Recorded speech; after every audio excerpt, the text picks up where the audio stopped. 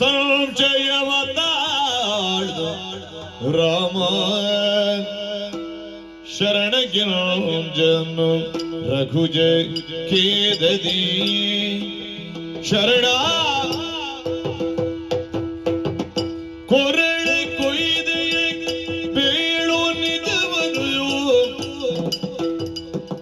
ಬರಿದಿ ಹುಸಿಯಾಡುತ್ತ ದ್ರೋಗವ ಬಗೆಯಬೇಡ ಬರಿದೆ ಹುಸಿಯಾಡುತ್ತ ದ್ರೋಗವ ಬಗೆಯಬೇಡ ಶರಣ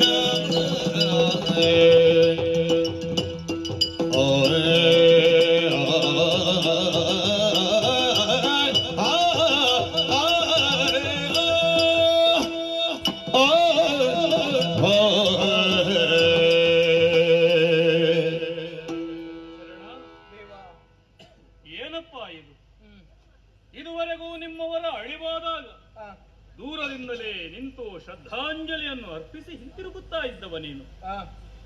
ಆದರೆ ಈ ದಿನ ನಯ ಬಾಳಿಗಡ್ಡಿಯ ಮಾಡಲಾರೆನೆನುತ್ತ ಚಲಗೇದೆ ಬಾಲ ನೆನಗಿವ ತರಣಿಸೇನನು ದೇವಾ ರಾಮ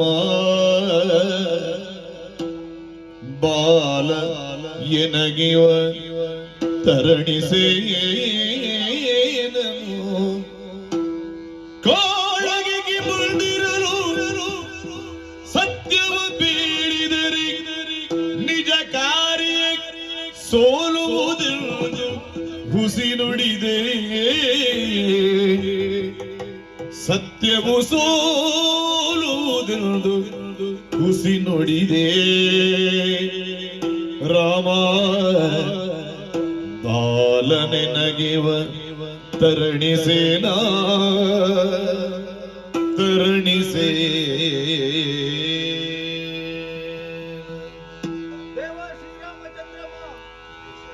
ಆತನನ್ನು ಗಂಗೆಯಲ್ಲಿ ಇರಿಸಿಕೊಂಡು ಕಣ್ಣೀರಿಳಿಸುವುದಕ್ಕೆ ಕಾರಣ ಇದೆ ಪ್ರಭು. ಯಾಕೆ? ಶರಣ ಹೀನರಾದಿನು ನಾನು ನೀನೇಗೆ ಹುಸಿದೆ ಸರಿಯಾಯಿತೆ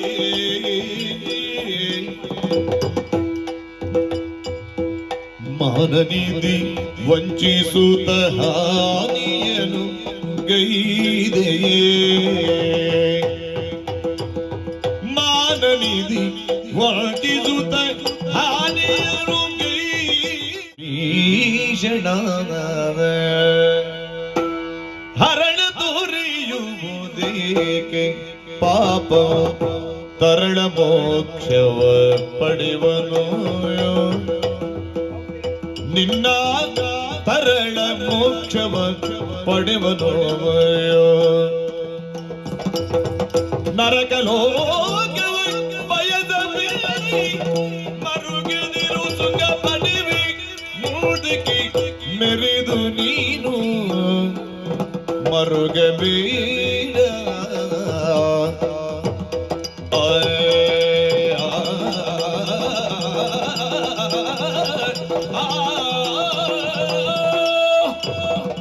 ಮರುಗಬೇಡ ಶರಣ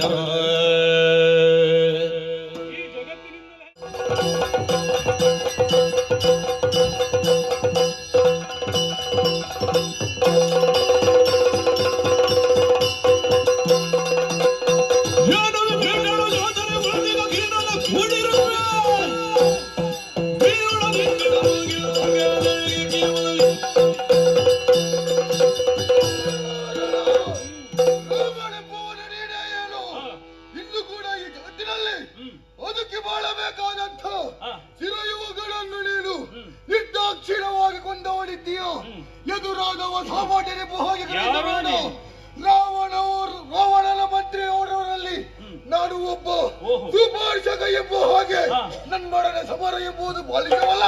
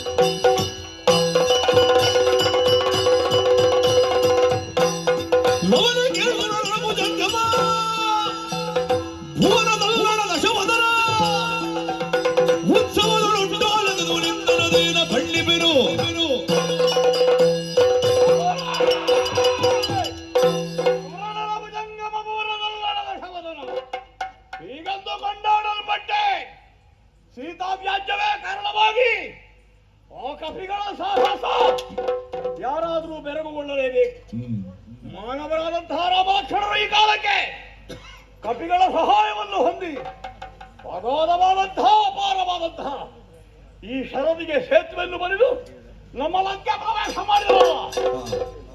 ಕಾಳಗಕ್ಕೆ ಪೂರ್ವದಲ್ಲಿ ಒಂದು ಸಂಧಾನದ ಸೋಗು. ಅವನ ಸಂಧಾನದ ಕೊಡುಗೆಯನ್ನೇ ಧಿಕ್ಕರಿಸಿದ ಕಾಲಕ್ಕೆ ಪ್ರಾರಂಭವಾದಂತಹ ಯುದ್ಧ. ನನ್ನಿಂದಲೇ ಅಪ್ಪಣೆಯನ್ನು ಹೊಂದಿ ಹೋಗಿದ್ದಂತಹ ಇಂದ್ರಾಣಿ ನಾಗಾಸ್ತ್ರ ಪ್ರಯೋಗದ ಮೂಲಕವಾಗಿ ರಾಮ ಲಕ್ಷ್ಮಣರನ್ನು ಧರೆಗೆ ಉರುಳಿಸಿದರು. ಆದರೆ ಯಾವುದೋ ಕಾಣದ ಕೈಯೊಂದು ಅವರು ಮರಳಿ ಏಳುವ ಹಾಗೆ ಮಾಡಿದೆ. ನಮ್ಮ ಶ್ರೀಲಂಕೆಯ ಮಣ್ಣಿನಲ್ಲಿ ಕಪಿಗಳ ಅಟ್ಟಹಾಸವೇ ಇನ್ನು ಬಿಡಬಹುದೇ?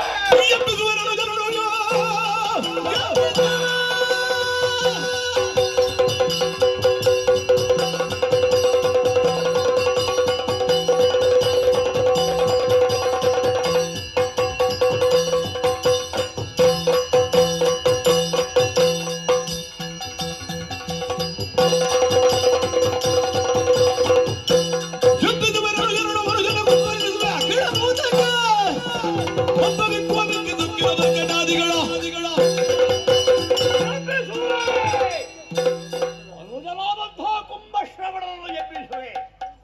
ವಿಧಿ ನಿರ್ಣಯ ಹೇಗೆ ಇರಲಿ, ವಿರೋಧಿಗಳಿಗೆ ಸರಿಯಾದ ಉತ್ತರ ಕೊಡಬೇಕು ಅಂತಾದ್ರೆ ಇನ್ನು ಉಳಿದಂತಹ ರಾಕ್ಷಸರನ್ನು ಕಳುಹುವುದಲ್ಲ, ಲೋಕವನ್ನೇ ನುಗ್ಗಿ ನುಣಯಬಲ್ಲ ನನ್ನ ತಮ್ಮ ಕುಂಭಕರ್ಣ.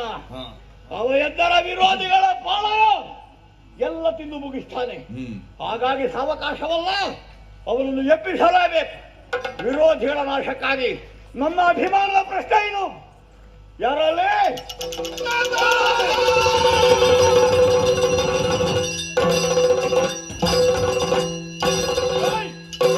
ನಿನಗೇನು ಆವೇಶ ಬರುವುದೇನೋ?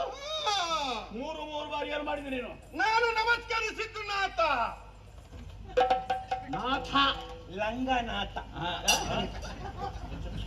ರಂಗನಾಥ ರಂಗನಾಥ ಮತ್ತೆ ರಂಗನಾಥ ಲಂಕಾನಾಥ ಲಂಕಾನಾಥ. ನಿನಗೆ ಕಾ ಬರುವುದಿಲ್ಲನಾ? ಏ ಕಾ ವಿರೋಧಿ ಲಂಕಾನಾಥ. ನೀನು ರಂಗನಾಥ ಅಂತ ಹೇಳಿದ್ರೆ ಏನಾಗ್ತದೆ ಬಲ್ಲಯ್ಯ? ವಿರೋಧಿಗಳ ದೇವರನ್ನು ಹೊಗಳಿದ ಹಾಗಾಗ್ತದೆ. ಕೂಟದು ರಂಗನಾಥ ಅಂತ ಹೇಳಿದ್ರೆ ರಾಮನ ಮನೆ ದೇವರು. ನಮ್ಮದು ಪರಶಿವ ಗೊತ್ತಲ್ಲ, ಶಿವನನ್ನು ಬಿಟ್ಟು ಬೇರೆ ಗಾತ ಇಲ್ಲ ನಮ್ಮದು. ಹಾಗೆ ಹೇಳಿದ ನೀನು? ಇಲ್ಲಪ್ಪ, ಇನ್ನು ಮೇಲೆ ಹೇಳ್ಬೇಡ ಲಂಗನಾಥ. ಅದು ಅಲ್ಲೂ 3 ಸಲ ನಮಸ್ಕರಿಸಿದಲ್ಲ, ಸ್ವಲ್ಪ ಏರು ಸಿರು ಬಂದದ್ದು. ಏದು ಶುರು, ಹೌದೌದು. ಹಾಗಾಗಿ ತಡಬರಿಸಿದ್ದು. ನಿನ್ನ ನಾಲಿಗೆಯಲ್ಲಿ ಊಟ ಆಗಲಿಲ್ಲ ಅಕ್ಷರ. ಹೌದು. ನನಗೆ ಈಗ ಅರ್ಥ ಆಯ್ತು. ಏನು ಮಾಡ್ತಾ ಇದ್ದು ಇಷ್ಟೊತ್ತು? ಇಷ್ಟೊತ್ತು ನಾವು ಒಳಗೆ ಕೈಕಾರ್ಯದಲ್ಲಿ ಎಂತದ್ದು ಕೈ ಕಾರ್ಯ ನಿನಗೆ? ನಮ್ಮದ್ದು ಸುಮ್ಮನೆ ತಿನ್ನುವುದು ಮಲಗುವುದು ಅಷ್ಟೇ ಅಲ್ಲ, ಬೇರೆ ಮಾಡ್ತೀನಿ ನೀನು. ಎತ್ತದಿಲ್ಲ, ಹಾ? ಹೇಳಿ ತನ್ನು ಮಾಡುದು. ಹೌದಾ? ಈಗ ಕೆಲಸ ಉಂಟು ನಿನಗೆ. ಹೇಳಿದೀಯಾ? ಹೊರಡು ಈಗಲೇ. ಒಳ್ಳೆದೆ. ಬರುದು ಹೋಗುದು. ಯಾರಾದ್ರಲ್ಲಿ ಮಾರ್ಗದಲ್ಲಿ ಕೈ ಅಡ್ಡ ಹಿಡಿತೇವೆ, ಸಿಕ್ಕಿದ್ರು ನಿನಗೆ ಅದು ಅಭ್ಯಾಸ ಆಗಿ ಹೋಗಿದಲ್ಲ. ಅಲ್ಲಿ ತನಕ ಅವರಿದ್ದಾರೆ. ಅವನದ್ದು ಮಾಡುದು ಹೊರಡುದು, ಉಳಿದದ್ದು ನೋಡ್ಲಿಕ್ಕಿಲ್ಲ. ಹೊಸತ್ತು ಬಂದ್ರೆ ಮೇಲೆ ಕೆಳಗೆ. ಮೊದಲೆಲ್ಲ ಕೊನೆವರೆಗೆ ನಿಲ್ಲಬೇಕು, ಗೊತ್ತಾ ನಿನಗೆ? ಇಲ್ಲಪ್ಪ, ನಾವು ಹೊರಟ ಕಾಲಕ್ಕೆಲ್ಲ ಈಗ ಹೋಗ್ಲಿಕ್ಕೆ ಅವರು ಬಿಡ್ಲಿಕ್ಕಿಲ್ಲ. ಉಳಿದವರು ಈಗ ಬರುವುದು ಹೋಗುದು ಅಷ್ಟೇ. ಕೊನೆಯವರೆಗೆ ಇದ್ದೇನೆ. ನಿಲ್ಲಬೇಕು. ಇದ್ದೇನೆ. ಯಾರ ಕೊನೆವರೆಗೆ? ಅಲ್ಲ, ಯಾರ ಕೊನೆ? ಮೂರು ತುಂಡು ಮಾಡಿ ಬಿಸಾಡ್ತಾ ಇದ್ದಿಲ್ಲ, ಬೆಳಿಗ್ಗೆ ಕೂತು ಮಾತಾಡ್ತಾನೆ. ಹೊರಡಬೇಕು ಅಲ್ಲಿಗೆ. ಎಲ್ಲಿಗೆ ದೇವ್ರೆ? ಅಲ್ಲಿಗೆ. ಅಲ್ಲಿಗ? ನಾನು ಈ ಕಡೆ ಹೊರಟದ್ದು. ಬಾರ ಇವ್ರೆ. ಪೂರ್ಣ ಆಗ್ಲಿಲ್ಲ ವಾಕ್ಯ. ಆಗ್ಲಿಲ್ಲ. ನನ್ನ ತಮ್ಮ ಇದ್ದಾನಲ್ಲ. ಇದ್ದಾರ? ಯಾರು? ನಿನಗೆ ನಾಡಿನ ದೊರೆಯ ತಮ್ಮಂದಿರ ಬಗ್ಗೆ ಗೊತ್ತಿಲ್ಲ. ಅಲ್ಲ, ಇದು ಯಜಮಾನನ ತಮ್ಮಂದಿರು ಯಾರು ತಗೊಳ್ಳು? ಗೊತ್ತುಂಟು ದೇವರೇ. ಆ ಮರ ಅವು ಅಲ್ಲಿ ಹೋದದ್ದಲ್ಲ, ಹಾಗೆ ಕೇಳಿದ್ದು. ಅವರ ಸುದ್ದಿ ಬೇಡ. ಬೇಡ, ಇರ್ಲಿ. ಅವ ಪ್ರತಿಪಕ್ಷ ಸರಿಯಾಗಿದೆ, ಪಕ್ಷಾಂತರಿ ಹೋಗಲೇ. ಹೋಗ್ಲಿ. ಲೋಭಿಯಾಗಿ ಹೋದವು. ಹಾ. ಮತ್ತೊಬ್ಬ ಇದ್ದಾನಲ್ಲ, ಲೋಬಿ ಅವ. ಅವ ಸಣ್ಣ ತಮ್ಮ ಲೋಬಿ. ನೀನು ಅಕ್ಷರ ಹೆಚ್ಚು ಮಾಡುವುದಕ್ಕೆ ಮಧ್ಯದಲ್ಲಿ? ಲೋಭಿ ಅದೇ ಅದು ನಿನಗೆ. ಕುಂಭಕರ್ಣ. ಕುಂಭಕರ್ಣ. ಕುಂಭಕರ್ಣ ಅಲ್ಲ, ಕುಂಭಕರ್ಣ. ಕುಂಭಕರ್ಣ. ಹಾ. ಇರ್ಲಿ, ಅವರು ಬೆಳಗಿದ್ದಾರೆ. ಯಾರು? ಮಲಗಿದ್ರಾಗ್ಲಿಕ್ಕಿಲ್ಲ, ಅವ ಹೇಳ್ಬೇಕು ಈ ಸಲ. ಹೇಳಿ. ಹೇಳಿ ಅಂದ್ರೆ ನೀವು ಹೇಳಿಸ್ಬೇಕು, ಎಬ್ಬಿಸ್ಬೇಕು ಅಂತ. ಯಾರು? ಅವಧಿ ಆಗದೆ 6 ತಿಂಗಳಾಗದೆ ಹೇಳ್ತಾನ ಅವನು. ಇಲ್ಲ. ಈಗ ಮೊನ್ನೆ ಮಲಗಿದ್ದು. ಹೌದು. ಇನ್ನು ಮಲಗಿದ್ರೆ ಆಗ್ಲಿಕ್ಕಿಲ್ಲ, ಅವ ಹೇಳ್ಬೇಕು. ನಾನು ಬಿಸುದು. ಹೌದು. ಶಿವನೇ, ಎಂತ ಕರ್ಣ ಕಠೋರವಾದ ನುಡಿ. ಯಾವುದು? ಕರ್ಣಘಟನ ಆಗ್ಲಿಕ್ಕೆ ನೀನನ್ನು ಬೈದಿದ್ದೆ ನಾನು. ಅಲ್ಲ, ಬೈದದ್ದಲ್ಲ. ನಿಮ್ಮ ತಮ್ಮನನ್ನು ಎಬ್ಬಿಸುವ ನೀನೇ. ನಾನು ಹೋಗಿ ಹ, ಅಲ್ಲಿ ಏನಾದ್ರೂ ಹೆಚ್ಚು ಕಡಿಮೆ ಆದ್ರೆ ಹ. ನನ್ನ ಹೆಂಡತಿಗೆ ನಾನೊಬ್ಬನೇ ಗಂಡ ಇರೋದು. ಮತ್ತೆ ಉಳಿದವರಿಗೆಲ್ಲ ಹೇಗೆ? ಗೊತ್ತಿಲ್ಲ ಅವರವರ ವಿಷಯ, ಹ. ವೈಯಕ್ತಿಕ ಅದು. ನಿನ್ನ ಹೆಂಡತಿ ಮತ್ತೆ ಮಕ್ಕಳು ಇದ್ದಾರಾ? ಮಕ್ಕಳು ಇದ್ದಾರೆ, ಇದ್ದಾರೆ. ಹೆಂಡತಿ ಮಕ್ಕಳು. ಅವರಿಗೆ ಗತಿ ಅಂತದ್ದು ಏನಾದ್ರೂ ಅವರ ಬಗ್ಗೆ ಯೋಚನೆ ಬೇಡ, ನಾನಿದ್ದೇನೆ.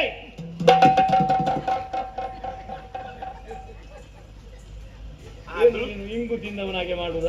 ಆದ್ರೂ ನಾನಿದ್ದಾಗೆ ಆಗ್ಲಿಕ್ಕಿಲ್ಲ. ಅಂದ್ರೆ ಅರ್ಥ ಎಂತದ್ದು? ನಾನು ಏನು ಹೇಳಿದೆ ಗೊತ್ತಿಲ್ಲ. ಅವಳದ್ದಾದಂತ ಆಸನಕ್ಕೆ ವಸನಕ್ಕೆ ವಸತಿಗೆ ನಾನಿದ್ದೇನೆ ಅಂತ ಹೇಳಿ ನೀವಿದ್ದೀರಿಂತವ. ನಿನಗೆ ಹೆಚ್ಚು ಕಡಿಮೆ ಆದ್ರೂ ನೀನ್ ಎಲ್ಲಿಯಾದ್ರೂ ಗೊಟ್ಟಕ್ಕಂದ್ರು ಅವರನ್ನು ನೋಡಿಕೊಡ್ಬೇಕ ನಾನಿದ್ದೇನೆ ಅಂತ ಹೇಳಿದ್ ನಾಡ ದೊರೆ ಅಲ್ವಾ ನಾನು? ಯಜಮಾನ ಆಗಿ ಹೇಳು. ನೀವಿದ್ದೀರಿ ಎನ್ನುವಂತಹ ಪೂರ್ಣ ಭರವಸೆಯಿಂದ ಮುಂದುವರಿತೇನೆ. ಒಂದು ಆಶೀರ್ವಾದ ಮಾಡಿ. ಹೋಗವರನ್ನು ಎಬ್ಬಿಸುವಳು.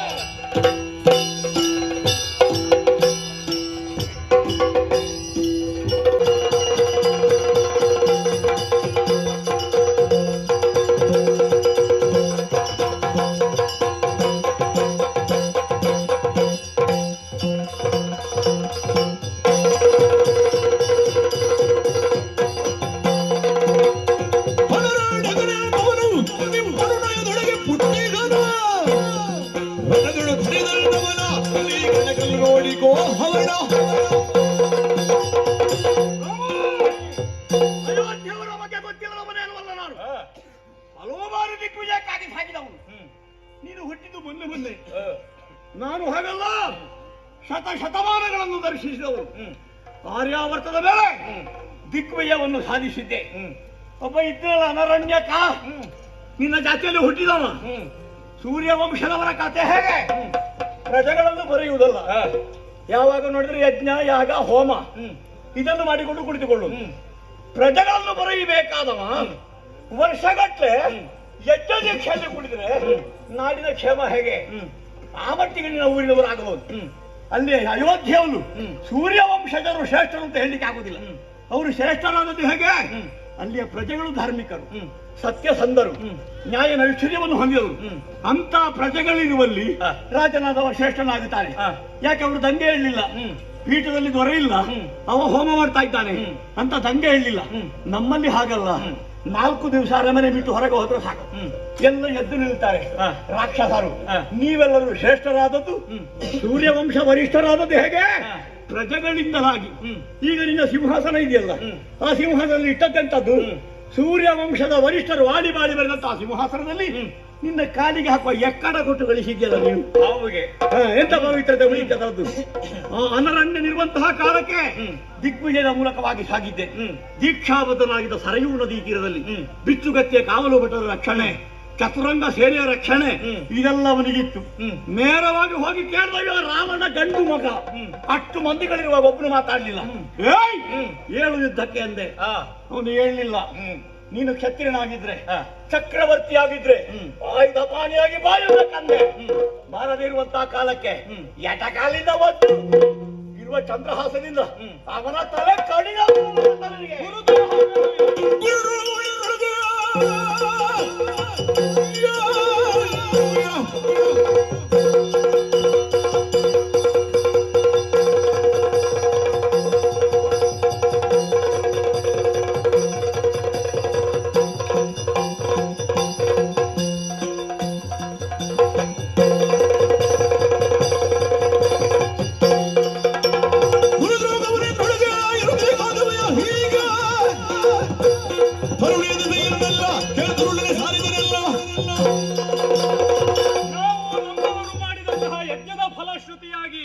ಅಯೋಧ್ಯೆ ಸಮೃದ್ಧವಾಗಿ ಬೆಳೆದು ನಿಂತಿದೆ. ಅದು ನಮಗೂ ನಿಮಗೂ ಇರುವಂತಹ ವ್ಯತ್ಯಾಸ.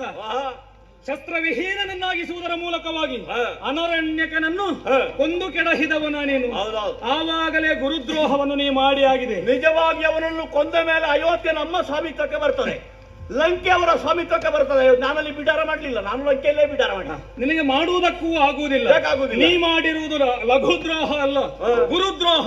ನಮಗೆ ಗುರುಸ್ಥಾನದಲ್ಲಿ ಇರುವವ ದೊಡ್ಡ ದ್ರೋಹವನ್ನು ಮಾಡಿದಂತಹ ನಿನಗೆ ಬದುಕು ಕಟ್ಟಿಕೊಟ್ಟವ ಇದುವರೆಗೂ ಯಾರು?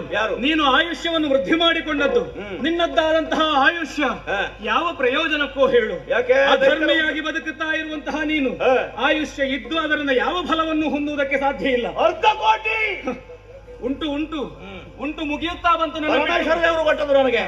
ಆವಾಗಲೇ 21 ತಲೆಮಾರುಗಳ ಹಿಂದೆ ಅನರಣ್ಯಕ ಸಾಯುವಂತಹ ಕಾಲದಲ್ಲಿ ನಿನಗೆ ಶಾಪ ಕೊಟ್ಟವನಿದ್ದಾನೆ.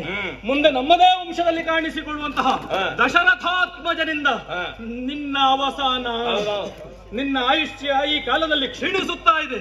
ನೀನು ಪಡೆದಿರುವಂತಹ ಶಾಪ ಒಂದೋ ಎರಡು, ನಳಕೂಬರ, ಮಣಿಗ್ರೀವ, ವೇದವತಿಯರ ಶಾಪ.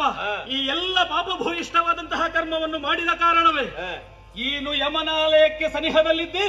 ಕೇಳಿಕೋ ಸಿಡಿಲು ಬಡಿಯುವುದು ತಾಳ ಮರಕ್ಕೆ, ಗಿಡಗಂಟಿಗಳಿಗೆಲ್ಲ. ಯಾವ ಶಾಪವಿರ್ಲಿ, ಯಾವ ತಾಪವಿರ್ಲಿ, ಈಗಲೂ ಎದ್ದು ಸೆಟ್ಟದು ನಿಂತಿದ್ದೇನೆ ಸುವರ್ಣಲಂಕಾಧೀಶನಾಗಿ.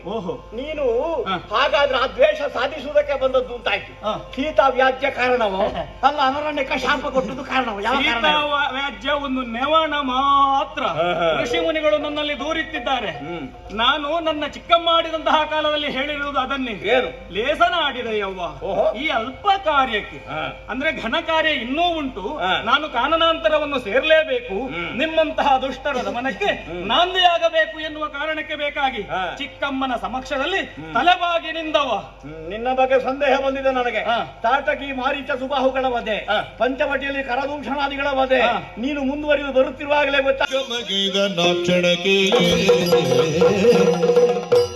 ಸಾಗು ಸಾಗು ಬೇಡ ಛಲಬಡ, ಬಲು ಜೋಗಿ ನೋಡು ಸಾಗು ಸಾಗು ಬೇಡ ಛಲಬಡ. ಮೂರು ಲೋಕ ವೀರ ನಿನ್ನ 6 ಬಡೆಯ ನೋಡೆ, ಸುಮನವಾದ ಬೆದರುತ್ತಿರುವ ವೀರ ಪಟುಮನಾಗಣ್ಯ. ಸಾಕು ಸಾಕು ಸಾಕು ಸಾಕು ಬೇಡ ಛಲಬಡ.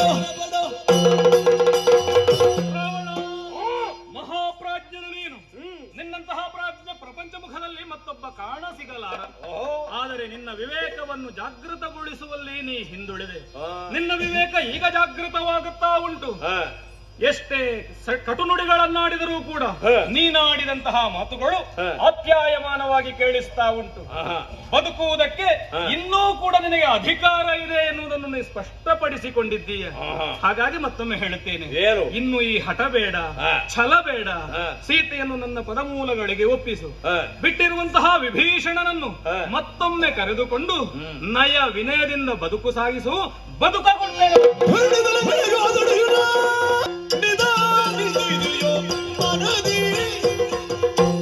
ನಾನೆಷ್ಟು ತಿಳಿದರೂ ಕೇಳದಿದ್ದರು ಬುದ್ಧಿ ಶೂನ್ಯದಲ್ಲಿ ಜಗದಿ. ವಿಭೀಷಣ ಆವಾಗ ಮಾತು ಬದಲಾಯಿಸ್ತಾ ಇದ್ದಾನೆ. ಬದುಕು ಕೊಡ್ತೇನೆ ಎನ್ನುವ ಹಾಗೆ ನಾನು ಆಡಿದರು, ಪ್ರಥಮದಲ್ಲಿ ಆಡಿದಂತಹ ಮಾತುಗಳನ್ನು ಬದಲಾಯಿಸಿ ಗಿರಿಜಾವರನ ಬಂಟ ನಾನಲ್ಲ ಕೊಡಲಾರೆ ಎನ್ನುವ ಹಾಗೆ ಆಡುತ್ತಾ ಇದ್ದಾನೆ. ಯಾಕೆ ಹೀಗೆ ಎನ್ನುವ ಹಾಗೆ ನನಗೂ ಅರ್ಥವಾಗುತ್ತಾ ಇಲ್ಲ. ವಿಭೀಷಣ, ಏನು ಮಾಡಬೇಕೆನ್ನುವ ಹಾಗೆ ನೀನೇ ಹೇಳಬೇಕು. ತಂದೆ ತಾಯಿಗಳನ್ನು ಮುಳ್ದಿರು ನಯ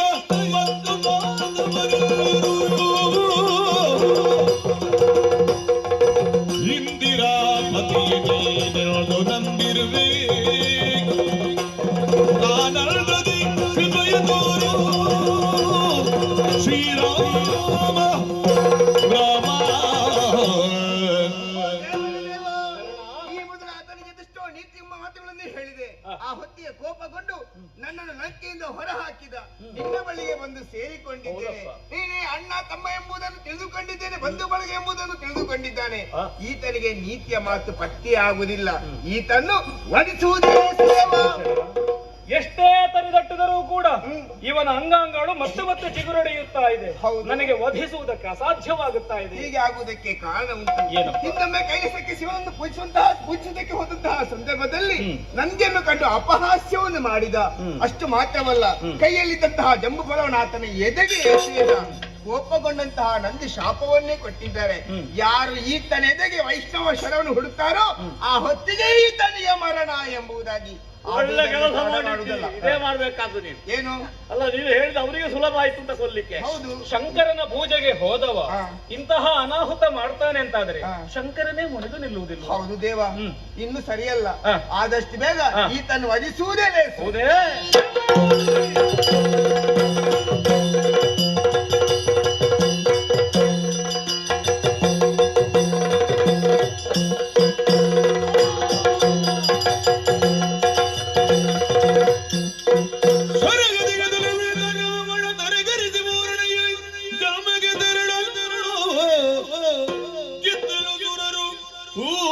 ಗರೆದ ರಾಕ್ಷಣಕ್ಕೆ ರಾಮ ರಾಮ ರಾಮ ಎನ್ನುತ್ತ ಶ್ರೀರಾಮ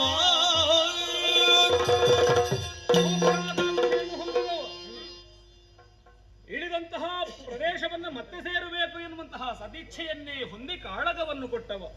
ಸೌಧಾರಾಮ ಹೃದಯಾದಿಗಳಿಂದ ನಿತ್ಯವೂ ಶೋಭಿಸಲ್ಪಡುವ ಜ್ಞಾನ ಸುಖ ಪ್ರಚುರವಾದಂತಹ ಸರ್ವೋತ್ತಮ ನಗರ ವೈಕುಂಠ ಲೋಕದಲ್ಲಿ ಅಧಪತನಕ್ಕೆ ಕಾರಣವಾಗುವಂತಹ ಕರ್ತವ್ಯದಲ್ಲಿ ತೊಡಗಿಸಿಕೊಂಡ ಕಾರಣವೇ ಶಪಿತರಾದಂತಹ ಇವರುಗಳು ಭೂಲೋಕದಲ್ಲಿ ಕಾಣಿಸಿಕೊಂಡವರಿದ್ದಾರೆ. ಆಡುತ್ತಾರೋ, ಆಡಿಸುತ್ತಾರೋ, ನೋಡುತ್ತಾರೋ, ನೋಡುವಂತಹ ಸೌಭಾಗ್ಯವನ್ನು ಒದಗಿಸಿಕೊಡುತ್ತಾರೋ ಅಂಥವರೆಲ್ಲವರಿಗೂ ನಾವು ನಂಬಿಕೊಂಡು ಬಂದಿರುವಂತಹ ಶ್ರೀ ಜ್ಞಾನಶಕ್ತಿ ಸುಬ್ರಹ್ಮಣ್ಯ ಸ್ವಾಮಿ, ವರಪ್ರದ ಗಣಪತಿ ದೇವರು, ಸ್ಥಳ ಸಾನ್ನಿಧ್ಯದ ಮಾತೆ, ಹಾಗೆಯೇ ದುರ್ಗಾ ಪರಮೇಶ್ವರಿ ತಾಯಿಯು ಆಯುಷ್ಯ ಆರೋಗ್ಯ ಭಾಗ್ಯವನ್ನಿತ್ತು ಕಾಪಾಡಲೆನೋ ಹಾಗೆ ಪ್ರಾರ್ಥಿಸುತ್ತ ಮಂಗಳ ಗೀತೆಯನ್ನು ಹಾಡುವರೆ ಅಪ್ಪಣೆಯನ್ನು ಬೇಡೋಣ.